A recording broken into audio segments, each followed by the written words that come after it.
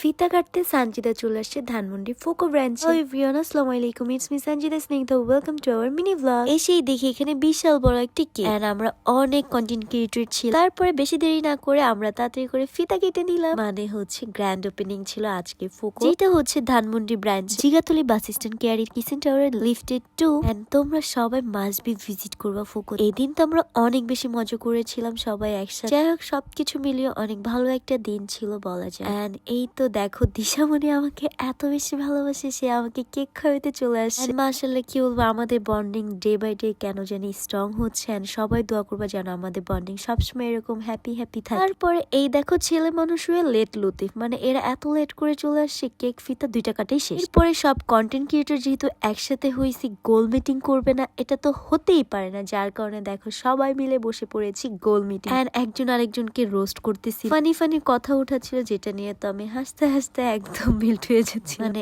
এটা on kind of আমার bad habit বলা যায়। আর আমরা সবাই সবাইকে চিনি, তো আড্ডাটা আরেকটু বেশি জমে গিয়েছে। এক্সট্রা খাতির করতে গিয়ে দিশা আমাকে খাওয়াই দিচ্ছিল, আমি দিশাকে খাওয়াই দিচ্ছিলাম। অ্যাকচুয়াল এক্সট্রা খাতির বলতে এই কম্বোটার নাম ছিল এক্সট্রা খাতির, যেটা আমরা ইজিলি 4 জন ফ্রেন্ড খেতে পারবো। আমাদের এক্সট্রা খাতির দেখে আঙ্কেলের হিংসা হচ্ছিল, যার কারণে আঙ্কেল আমাদেরকে মাইট হোয়াট এভার। তারপরে এই তো সবাই ভাইকে হয়তো চিনো, গেস করতে শেখে। এন্ড এই তো ইন্টারভিউ দিতে দিতে দিনটা শেষ হয়ে গেল। আই হোপ তোমাদের সবার এই ছোট্ট ব্লগটা ভালো লেগেছে। আমাদের আড্ডা এক্সট্রা খাতির গুলো কেমন ছিল অবশ্যই কমেন্টে বলবা। Bye bye.